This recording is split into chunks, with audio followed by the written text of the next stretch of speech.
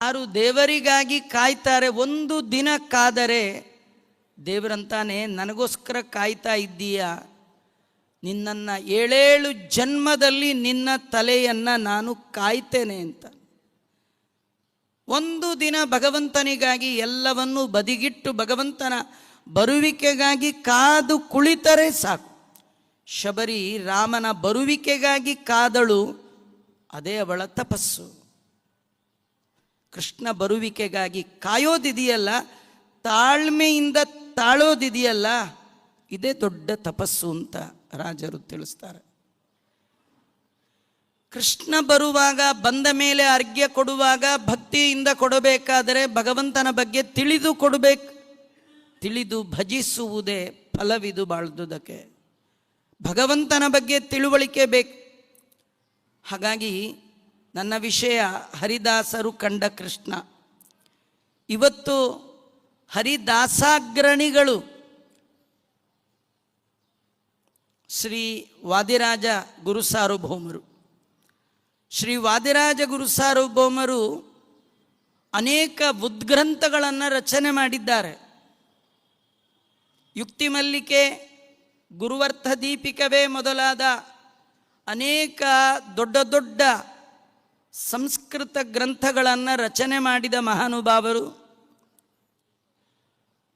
ಜಗದೊಡೆಯನಾದ ಕೃಷ್ಣನ ಕಥೆಯನ್ನು 1000ಕ್ಕೂ ಮಿಕ್ಕ ಶ್ಲೋಕಗಳಿಂದ ಸಂಸ್ಕೃತದಲ್ಲಿ ಅತ್ಯದ್ಭುತವಾದ ಕಾವ್ಯ ರುಕ್ಮಿಣೀಶ ವಿಜಯ ಅಂತ ರಚನೆ ಮಾಡಿದ್ದಾರೆ. ಇಷ್ಟು ಮಾಡಿದ್ರೂ ಅವರಿಗೆ ತೃಪ್ತಿ ಇಲ್ಲ. ಸಜ್ಜನರ ಉದ್ಧಾರಕ್ಕಾಗಿ ಎಲ್ಲರ ಬಾಯಲ್ಲಿ ಆ ಕೃಷ್ಣನ ಕಥೆ ಬರಬೇಕು. ಜಾತಿ ಮತ ಪಂಥ ಮೀರಿ ಎಲ್ಲ ಮಾನವರು ಮಾಧವನ ಭಕ್ತರಾಗಬೇಕು. ಆ ಮಾಧವ ಮಧುಸೂದನನ ಕಥೆ ಅವರ ಬಾಯಲ್ಲಿ ಬರಬೇಕು. ಆ ನಿಟ್ಟಿನಲ್ಲಿ ವಾದಿರಾಜ ಶ್ರೀಮಚ್ಚರಣರು ಭಾಗವತವನ್ನು ಆಧಾರವಾಗಿಟ್ಕೊಂಡು ಸುಮಾರು 1400 ಪದ್ಯಗಳಲ್ಲಿ ಕೃಷ್ಣನ ಚರಿತ್ರೆಯನ್ನು ಕನ್ನಡದ ಕನ್ನಡಿಯಲ್ಲಿ ತಂದಿಟ್ಟಿದ್ದಾರೆ. ಕೃಷ್ಣ ಬಾಲಲೀಲೆಗಳು ಅಂತ. ಹೇಗೆ ಭಾಗವತದಲ್ಲಿ ಪೂರ್ವಾರ್ಧ ಉತ್ತರಾರ್ಧ ಇದೆ, ಹಾಗೆ ಕಂಸನ ವಧೆಯ ತನಕ 900 ಪದ್ಯಗಳಲ್ಲಿ ಅದ್ಭುತವಾಗಿ ವರ್ಣನೆ ಮಾಡಿದ್ದಾರೆ. ಮುಂದಿನ ಕೃಷ್ಣನ ಕಾರ್ಯಭಾರ್ಯವನ್ನು 400 ಪದ್ಯಗಳಲ್ಲಿ ವರ್ಣನೆ ಮಾಡಿದ್ದಾರೆ. ಅವರು ಕಂಡಂತೆ ಕೃಷ್ಣನನ್ನು ಕಾಣುವ ಯೋಗ್ಯತೆ ಮತ್ತೊಬ್ಬ ಜೀವರಿಗಿಲ್ಲ. ಜೀವೋತ್ತಮರಾದ ವಾಯುದೇವರ ಪದವಿಗೆ ಅರ್ಹರಾದಂತಹ ವಾದಿರಾಜರು ಕಾಣುವಾಗ ಸ್ಫುಟತೆ, ಆ ಕ್ಲಾರಿಟಿ, ಅದು ಮತ್ತೊಬ್ಬರಿಗೆ ಬರಲಿಕ್ಕೆ ಸಾಧ್ಯ ಇಲ್ಲ. ಅವರ ಭಾಷೆಯಲ್ಲಿ, ಅವರ ಪದಗಳಲ್ಲಿ ನಿಮಗೆ ಅಲ್ಲಲ್ಲಿ ನೋಡಲಿಕ್ಕೆ ಸಿಗುವಂಥದ್ದು. ವಾದಿರಾಜ ಶ್ರೀಮತ್ ಚರಣರು ಕೃಷ್ಣ ಬಾಲಲೀಲೆಯನ್ನು ಆರಂಭ ಮಾಡಿ, ಕಮಲನಾಭನ ಪಾದ ಕಮಲಗಳಿಗೆ ನಮೋ ಎಂಬೆ ಅಮಲಮತಿಯ ಕೊಡುವೆನೆಂದು ಕಮಲಗೆರೆಗುವೆ. ಭಗವಂತನಿಗೆ ನಮಸ್ಕಾರ ಮಾಡ್ತಾರೆ. ಕಮಲನಾಭನ ಪಾದ ಕಮಲಗಳಿಗೆ ಎರಗುವೆ. ಅಷ್ಟೇನಾ ಅಂದರೆ ಅಮಲಮತಿಯ ಕೊಡುವುದೆಂದು ಕಮಲೆಗೂ ಎರಗುವೆ. ಲಕ್ಷ್ಮಿಯನ್ನು ಬಿಟ್ಟಿಲ್ಲ. ಯಾಕಂದರೆ ಸಕಲ ವಾಂಗ್ಮನಸ್ಸ ದೇವತಾ. ಅವರ ಉಪಾಸನೆ ಹೇಗಿರುತ್ತೆ ಅಂದರೆ, ಆಚಾರ್ಯರು ಹೇಳ್ತಾರೆ, ಅವ್ಯಾಕೃತ ಗೃಹಸ್ಥಾಯ ರಮಾ ಪ್ರಣಯಿನಿ ನಮಃ ಎಂದೆಂದು ಲಕ್ಷ್ಮೀನಾರಾಯಣರು ಬಿಡದೇ ಇರುವವರು. ನೀವು ಒಂಟಿ ದೇವರಿಗೆ ನಮಸ್ಕಾರ ಮಾಡಿದ್ರೆ ಆಗೋಲ್ಲ. ಜೋಡಿ ದೇವರು ಲಕ್ಷ್ಮೀನಾರಾಯಣನಿಗೆ ನಮಸ್ಕಾರ ಮಾಡ್ತಾ ಇದ್ದೇನೆ. ಅಮಲಮತಿಯ ಕೊಡು.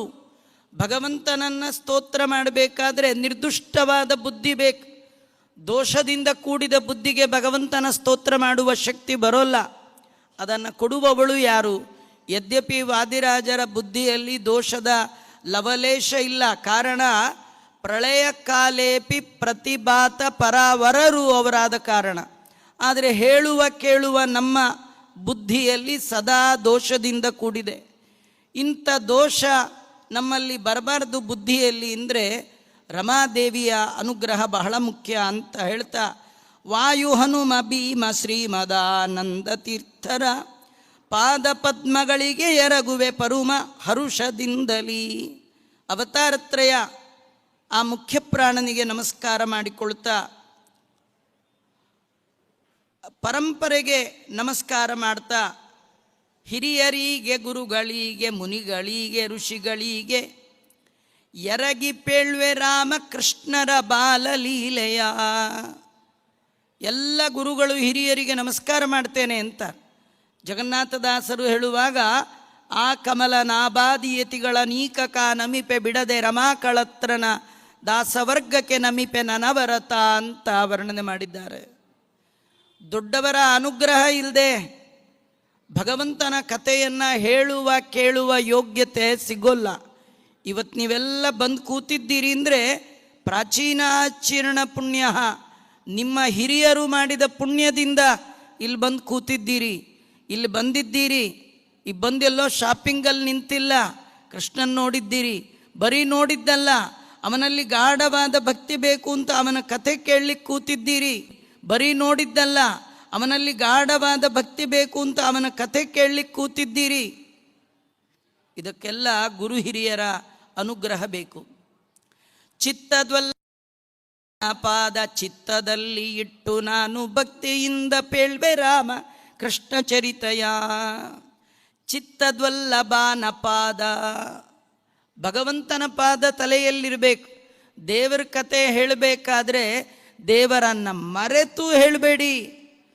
ನಿಮ್ಮ ಎಲ್ಲ ಮಿಸ್ಟೇಕ್ಗಳಲ್ಲಿ ದೊಡ್ಡ ಮಿಸ್ಟೇಕ್ ಯಾವುದು ಗೊತ್ತಾ? ವ್ಯಾಸರಾಜರು ಹೇಳ್ತಾರೆ, ಆದ್ಯಪರಾಧ ಹರಿವಿಸ್ಮರಣೆ. ದೇವರನ್ನು ಮರಿಬಾರ್ದು. ದೇವರ ಪಾದ, ದೇವರ ಪದ ತಲೆಯಲ್ಲಿ ಯಾವಾಗೂ ಇರಬೇಕು. ಬ್ರಹ್ಮದೇವರು ಹೇಳ್ತಾರೆ, ನನ್ನ ಕಣ್ಣು ಕೆಟ್ಟ ದಾರಿಗೆ ಹೋಗೋಲ್ಲ, ನನ್ನ ಇಂದ್ರಿಯಗಳು ಅಸತ್ಪಥದಲ್ಲಿ ಹೋಗಲ್ಲ. ಕಾರಣ, ನಾನು ಯಾವಾಗಲೂ ಭಕ್ತಿಯಿಂದ ನನ್ನ ಕಂಠದಲ್ಲಿ, ನನ್ನ ಹೃದಯದಲ್ಲಿ ಭಗವಂತನ ಸ್ಮರಣೆ ಮಾಡ್ತೇನೆ ಅಂತ.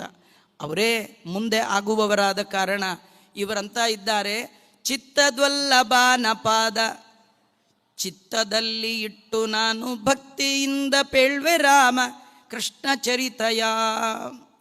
ರಾಮ ಮತ್ತು ಕೃಷ್ಣ ಇವರ ಚರಿತ್ರೆಯನ್ನು ಹೇಳ್ತೇನೆ ಅಂತಾರೆ. ಘಟ್ಟ ಬೆಟ್ಟ ಸಾಗರ ಸುತ್ತಲಿದ್ದ ಅಸುರರ ಹೊತ್ತಿರಲಾರೆನೆಂದು ಪೃಥ್ವಿ ಅತ್ತಳು. ಎಷ್ಟು ಅದ್ಭುತವಾಗಿ ವೇದವ್ಯಾಸದೇವರ ಮಾತನ್ನೇ ಕನ್ನಡೀಕರಿಸ್ತಾರೆ ಅಂದರೆ, ಭಗವಂತ ಭೂಮಿಗೆ ಬಂದದ್ದು ಭೂಭಾರ ಹರಣಕ್ಕೆ. ಭೂಮಿಗೆ ಏನು ಭಾರ ಆಗಿತ್ತು? ಅವಳು ಎಲ್ಲ ದೈತ್ಯರು, ಎಲ್ಲಿ ಘಟ್ಟ ಬೆಟ್ಟ ಸಾಗರ ಎಲ್ಲ ಕಡೆ ಇರುವ ದೈತ್ಯರ ಭಾರವನ್ನು ನಂಗೆ ತಾಳ್ಲಿಕ್ಕಾಗಲಿಲ್ಲ ಅಂತ ಅಶ್ರುಮುಖಿ ಭೂತ್ವ ಭಾಗವತ ವರ್ಣನೆ ಮಾಡುತ್ತೆ. ಅವಳು ಗೋರೂಪವನ್ನು ಧಾರಣೆ ಮಾಡಿ ಕಣ್ಣಲ್ಲಿ ನೀರನ್ನು ತಂದುಕೊಳ್ತಾ ಭಗವಂತನ ಬಳಿಗೆ ಮೊರೆ ಇಟ್ಟಿದ್ದಾಳೆ, ಸ್ವಾಮಿ ಭೂಭಾರ ಹರಣ ಮಾಡು ಅಂತ. ನಮಗೊಂದು ಆಶ್ಚರ್ಯ, ಭೂಮಿಗೆ ಭಾರ ಯಾರು? ತುಂಬ ಊಟ ಮಾಡೋರ, ಕೆ ಜಿ ಗಟ್ಟಲೆ ತೂಗೋರ. ನಿಜವಾಗಿ ಭೂಮಿಗೆ ಭಾರ ಯಾರೂ ಅಲ್ಲ ರೀ. ಅವಳಿಗೆ ಸರ್ವಂ ಸಹ ಅಂತ ಹೆಸರು. ಎಲ್ಲವನ್ನು ಸಹನೆ ಮಾಡ್ತಾಳೆ ಅವಳು, ಸಾಮಾನ್ಯ ಅಲ್ಲ. ಎಷ್ಟು ಭಾರ ಇದ್ದರೂ ಬೋರ್ ಆಗದೆ, ನಮ್ಮನೇಲಿ ಯಾರಾದರೂ ಭಾರ ಇದ್ದರೆ ಅವ್ರು ನೋಡ್ತಿದ್ರೆ ಬೋರ್ ಆಗತ್ತೆ ನಮಗೆ. ಆದರೆ ಭೂಮಿಗೆ ಯಾರೂ ಬೋರ್ ಇಲ್ಲ, ಯಾರೂ ಭಾರವೂ ಇಲ್ಲ. ಹಾಗಾಗಿ ನಿಜವಾಗಿ ಭಾರ ಯಾರು ಗೊತ್ತಾ? ವಾದಿರಾಜ ಶ್ರೀಮಚ್ಚರಣರೇ ಅವರ ರುಕ್ಮಿಣೀಶ ವಿಜಯದಲ್ಲಿ ವರ್ಣನೆ ಮಾಡುವಾಗ ಹೇಳ್ತಾರೆ, ಪತಿನಿಂದಕೆಭ್ಯ ಪತಿವ್ರತಾನಾಂ ಅಪರಕ್ವಭಾರ. ಪತಿವ್ರತ ಸ್ತ್ರೀಗೆ ತನ್ನ ಗಂಡನ ನಿಂದೆ ಮಾಡುವವರು ಹೇಗೆ ಭಾರ ಆಗುತ್ತಾರೆ, ಹಾಗೆ ಶ್ರೀ ಭೂ ದುರ್ಗಾ ಭೂಮಿಗೆ ಪತಿ, ಭೂ ವರಾಹ, ವರಾಹ ಅಂದರೆ ನಾರಾಯಣ. ಆ ಭಗವಂತನ ನಿಂದಕರು ಯಾರಿದ್ದಾರೆ, ಹರಿದ್ವೇಷಿಗಳು ಯಾರಿದ್ದಾರೆ, ದ್ವೇಷ ಮಾಡಿದ್ರೆ ಪರವಾಗಿಲ್ಲ ರೀ, ಹರಿಯೇ ಇಲ್ಲ ಅಂತಾರಲ್ಲ.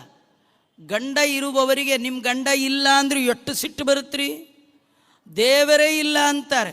ಇದಕ್ಕಿಂತೂ ಸಿಟ್ಟೇನು ಗೊತ್ತಾ? ಇದಕ್ಕಿಂತೂ ಸಿಟ್ಟೇನು ಗೊತ್ತಾ? ಯಾರಾದರೂ ನಾನೇ ನಿಮ್ಮ ಗಂಡ ಅಂದ್ರೆ ಇನ್ನೆಟ್ಟು ಸಿಟ್ಟು ಬಂದಾತ್ರಿ. ಅಲ್ವಾ? ನಾನೇ ಒಡೆಯ, ನಾನೇ ದೇವರು ಅಂದ್ರೆ ಇನ್ನೆಟ್ಟು ಸಿಟ್ಟು ಬರುತ್ತೀರಿ ಅಲ್ವಾ? ಇನ್ನು ಕೆಲವರು ದೇವ್ರಿಗೆ ಏನು, ನಿಮ್ಮ ಯಜಮಾನ್ರು ಏನು ಪ್ರಯೋಜನ ಇಲ್ಲ, ನಿಮ್ಮ ಯಜಮಾನ್ರು ಗುಣವೇ ಇಲ್ಲ ಅಂದ್ರೆ ಎಷ್ಟು ಸಿಟ್ಟು ಬರುತ್ತೀರಿ. ಇನ್ನು ಕೆಲವರು 8 ಗುಣ ಅಂತ ಕೆಲವರು. ಆದರೆ ಸರ್ವ ಗುಣಗಣ ಪರಿಪೂರ್ಣ, ಅನಂತ ಕಲ್ಯಾಣ ಗುಣಗಣ ಪರಿಪೂರ್ಣ, ದೋಷ ದೂರ, ಸರ್ವತಂತ್ರ ಸ್ವತಂತ್ರ ಇತ್ಯಾದಿ ಭಗವಂತನ ಗುಣಗಳಿಂದ ಕೊಂಡಾಡಿದ ಏಕಮೇವ ದ್ವಿತೀಯ ಜಗತ್ತಿನ ಜಗದ್ಗುರುಗಳು ಅಂದರೆ ಒಬ್ಬರೇ ಆನಂದ ತೀರ್ಥ ಭಗವತ್ಪಾದಾಚಾರ್ಯರು. ಯಾರಿಗೂ ಭಗವಂತನ ಬಗ್ಗೆ ಯಥಾರ್ಥವಾದ ಜ್ಞಾನ ಬಾರದಿದ್ದ ಸಂದರ್ಭದಲ್ಲಿ ಭಗವಂತನ ಬಗ್ಗೆ ಯಥಾರ್ಥವಾದ ಜ್ಞಾನವನ್ನು ಕೊಡಲಿಕ್ಕಾಗಿಯೇ ಭಗವಂತ ಆಥರೈಸ್ ಆಗಿ ಭೂಮಿಗೆ ಕಳಿಸಿದ ದೇವತೆ ವಾಯುದೇವರು. ಹಾಗಾಗಿ ಯಾರು ಪತಿಯನ್ನು ನಿಂದೆ ಮಾಡ್ತಾರೆ ಅವರಿಗೆ ಭೂಮಿ ಮೇಲಿರುವ ಅಧಿಕಾರ ಇಲ್ಲ. ಇವತ್ತು ಜಗತ್ತು ಭರ್ತಿ ದೇವರನ್ನ, ಧರ್ಮವನ್ನು ನಿಂದೆ ಮಾಡುವವರು ಜಾಸ್ತಿ ಆಗ್ತಾ ಇದ್ದಾರೆ. ನಾವೆಲ್ಲ ಎಚ್ಚೆತ್ತುಕೊಳ್ಳಬೇಕಾದ ದಿನ. ಯಾವಾಗಲೂ ಭಗವಂತನೇ ಬರ್ತಾನೆ ಅಂತಿಲ್ಲ. ನಮ್ಮ ವರ್ಣಾಶ್ರಮಕ್ಕೆ ಉಚಿತವಾದ ಕರ್ಮವನ್ನು ಬಿಡದೆ ಮಾಡಿದಾಗ ಭಗವಂತನ ಅನುಗ್ರಹಕ್ಕೆ ನಾವು ಪಾತ್ರರಾಗ್ತೇವೆ. ಆ ನಿಟ್ಟಿನಲ್ಲಿ ಭೂಮಿಗೆ ಬಹಳ ದುಃಖ ಆಯ್ತಂತೆ. ಇಂಥ ದೈತ್ಯರು ನನ್ನ ಮೇಲಿದ್ದಾರೆ, ಇವರು ಭೂಮಿಗೆ ಭಾರ, ಅನ್ನಕ್ಕೆ ದಂಡ. ದೇವರನ್ನು ನಿಂದೆ ಮಾಡುವವರು, ಧರ್ಮವನ್ನು ನಿಂದನೆ ಮಾಡುವವರು ಭೂಮಿಗೆ ಭಾರ. ಮತ್ತು ಅದರ ಕಂಟಿನ್ಯೂ ಏನಂದರೆ ಅನ್ನಕ್ಕೆ ದಂಡ. ಅವರು ಏನಾದರೂ ಮಾಡಿ ಈ ಭೂಭಾರ ಹರಣ ಮಾಡು ಅಂತ ಕೇಳ್ಕೊಳ್ತಾ ಇದ್ದಾಳೆ. ರಾಜ ದೈತ್ಯರನ್ನ ನೋಡಿ, ಇಲ್ಲಿ ತುಂಬ ಚೆನ್ನಾಗಿದೆ ಶಬ್ದ. ನಾನು ಯಾವುದು ಹೇಳಲ್ಲ, ಇದು ಪ್ರಿಂಟು ಆಗಿದೆ, ಓದ್ಕೊಳ್ಳೋರು ಓದ್ಕೊಳ್ಬಹುದು. ರಾಜ ದೈತ್ಯರನ್ನ ತಾಳಲಾರದೆ ಭೂಮಿ ದೇವಿ ಹೋಗಿ ಮೊರೆಯ ಇಟ್ಟಳು ದೇವತೆಗಳ. ರಾಜ ದೈತ್ಯರು ಅಂದರೆ ದೈತ್ಯರೆಲ್ಲ ರಾಜರಂತೆ ವೇಷವನ್ನು ಹಾಕ್ಕೊಂಡಿದ್ರಂತೆ. ಈಗ ಸ್ವಲ್ಪ ಉಲ್ಟ ಮಾಡ್ಕೊಳ್ಬೇಕು, ರಾಜಕೀಯ ಅಂತ ಹಾಕ್ಕೊಂಡ್ಬಿಟ್ರೆ ಆಯ್ತು. ಆ ರೀತಿ ದೈತ್ಯರು ಈಗ ಹೇಗಿದ್ದಾರೆ ಅಂದರೆ, ಒಳ್ಳೆಯವರು ಇದ್ದಾರೆ ಜಗತ್ತಲ್ಲಿ, ಎಲ್ಲ ಕಾಲಕ್ಕೆ ಎಲ್ಲ ರೀತಿ ಜನ ಇರ್ತಾರೆ. ಒಂದು ಮಾತು ಹೇಳಿದೆ ಅಂದರೆ ಅದು ಎಲ್ಲರಿಗೂ ಸೇರತ್ತೆ ಅಂತ ಯಾರು ಅಂದ್ಕೊಳ್ಬಾರ್ದು. ರಾಜಕೀಯದಲ್ಲಿ ಒಳ್ಳೆಯವರು ಇರೋದ್ರಿಂದಲೇ ಇವತ್ತು ರಾಮನ ನಾಮ ಈ ಭೂಮಿಯ ಮೇಲೆ ಪ್ರತಿಧ್ವನಿಸ್ತಾ ಇದೆ. ರಾಮನ ನಾಮ ಉಚ್ಚಘೋಷವಾಗಿ ಬೇರೆ ಬೇರೆ ದೇಶಗಳಲ್ಲಿಯೂ ಕೂಡ ಮೊಳಗುತ್ತಾ ಇದೆ ಅನ್ನಲಿಕ್ಕೆ ರಾಮ ಭಕ್ತರು ರಾಜಕೀಯದಲ್ಲಿ ಇವತ್ತಿಗೂ ಇರುವ ಕಾರಣ. ಅದರಿಂದ ರಾಜಕೀಯದಲ್ಲಿ ಇರೋರೆಲ್ಲ ಕೆಟ್ಟವರಲ್ಲ. ಹಣ್ಣಿನ ಗುಂಪು ಅಂದರೆ ಕೆಟ್ಟ ಹಣ್ಣು ಇರುತ್ತೆ, ಒಳ್ಳೆಯ ಹಣ್ಣು ಇರುತ್ತೆ. ಕೆಟ್ಟ ಹಣ್ಣು ಜೊತೆಯಲ್ಲಿದ್ದರೆ ಉಳಿದ ಹಣ್ಣನ್ನು ಕೆಡಿಸತ್ತಾದ ಕಾರಣ ಕೆಟ್ಟ ಹಣ್ಣನ್ನು ಒಳ್ಳೆಯ ಹಣ್ಣಿನಿಂದ ತೆಗೆಯುವಂತೆ ಒಳ್ಳೆಯ ಜನ ಇದ್ದಾರೆ. ಅವರಿಗೆ ನಿನ್ನ ಅನುಗ್ರಹ ಆಗಬೇಕಿದೆ.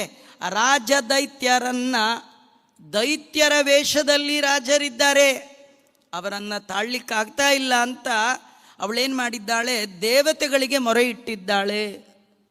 ಯಾರು ದೇವತೆಗಳು? ಬ್ರಹ್ಮಾಣಂ ಶರಣಂ ಯಯೌ. ಭಾಗವತ ಹೇಳುತ್ತೆ, ಬ್ರಹ್ಮದೇವರ ಬಳಿಗೆ ಹೋಗಿದ್ದಾಳೆ. ಯಾಕೆ ಬ್ರಹ್ಮದೇವರ ಹತ್ರ ಹೋದ್ಲು? ನೇರ ನಾನ್ ಸ್ಟಾಪ್ ವಿಷ್ಣು ಹತ್ರನೇ ಹೋಗ್ಬೋದಲ್ಲ, ಹಾಗೆ ಹೋಗೋ ಹಾಗಿಲ್ಲ. ಒಂದು ಕ್ರಮ ಅದು. ಒಂದು ಎರಡು, ಬ್ರಹ್ಮದೇವರು ತಾವೇ ತಾನೇ ಎಲ್ಲ ಸೃಷ್ಟಿ ಮಾಡಿರೋದು. ಇಂಥ ಕೆಟ್ಟವ್ರನ್ನ ಸೃಷ್ಟಿ ಮಾಡಿದವ್ರು ನೀವೇ, ಆದ್ದರಿಂದ ಇವರ ಬಾಧೆ ಜಾಸ್ತಿ ಆಗಿದೆ ಎಂದಾಗ ಬ್ರಹ್ಮದೇವರು ಹೇಳ್ತಾರೆ, ನಾನು ಸೃಷ್ಟಿ ಮಾಡಿದೆ ಅಂತ ನೀನು ತಿಳಿದದ್ದೇ ತಪ್ಪು. ನಾನು ಸೃಷ್ಟಿ ಮಾಡಿದ್ದಲ್ಲ. ನನಗೆ ಸೃಷ್ಟಿ ಅಲ್ಲ, ಯಾವ ಕೆಲಸ ಮಾಡುವ ಸ್ವಾತಂತ್ರ್ಯವೂ ಇಲ್ಲ. ಸ್ವಪಾರತಂತ್ರ್ಯಂ ಭುವಿ ದರ್ಶಯಂತಹ. ಇದು ವಾದಿರಾಜರೇ ರುಕ್ಮಿಣೀಶ ವಿಜಯದಲ್ಲಿ ಸುಂದರವಾಗಿ ವರ್ಣನೆ ಮಾಡ್ತಾರೆ. ನಮಸ್ಕಾರ ಮಾಡಿದರೆ, ಕೈ ಮುಗಿದು ನಿಂತರೆ ಬ್ರಹ್ಮದೇವರಂತ ಇದ್ದಾರೆ. ಯಾರಿಗೆ ತೊಂದರೆ ಬಂದರೂ ಕೂಡ ಎಲ್ಲರ ಬಂಧನವನ್ನು, ಎಲ್ಲರ ದುಃಖವನ್ನು ಬಿಡುಗಡೆ ಮಾಡುವವ ಒಬ್ಬನೇ ಅವನು ಮುಕುಂದ ಅಂತ ಹೇಳಿ ದೇವತೆಗಳೆಲ್ಲರೂ ಭೂಮಿ ದೇವಿಯ ಒಡಗೂಡಿಕೊಂಡು ಕ್ಷೀರಸಾಗರಾಶಯ ನದಿದಿರು ಬಂದರಾಗಲೇ. ಅವರೆಲ್ಲರೂ ಕ್ಷೀರಸಾಗರದ ದಂಡೆಗೆ ಬಂದಿದ್ದಾರೆ. ಬರುವಾಗ ಗೋವು ರೂಪ ಧರಿಸಿ ಭೂಮಿ ದೇವಿ ಅಜನ ಬಳಿಗೆ ಬರಲು ದೇವಾದಿದೇವನ ಸ್ತುತಿಸುತ್ತಿದ್ದರು. ಗೋವು ರೂಪ ಧರಿಸಿ ಭೂಮಿ ದೇವಿ ಗೋರೂಪ ಧಾರಣೆ ಮಾಡ್ಕೊಂಡು ಬಂದ್ಲು. ಯಾಕೆ? ಡ್ರೆಸ್ ಯಾಕೆ ಚೇಂಜ್ ಮಾಡ್ಕೊಂಡು ಬಂದ್ಲು? ಭೂಮಿ ಥರನೇ ಹೋಗ್ಬೋದಲ್ಲ. ಹೇಗಂದ್ರೆ ಹಾಗೆ ಹೋಗಬಾರ್ದು ದೇವರ ಹತ್ರ.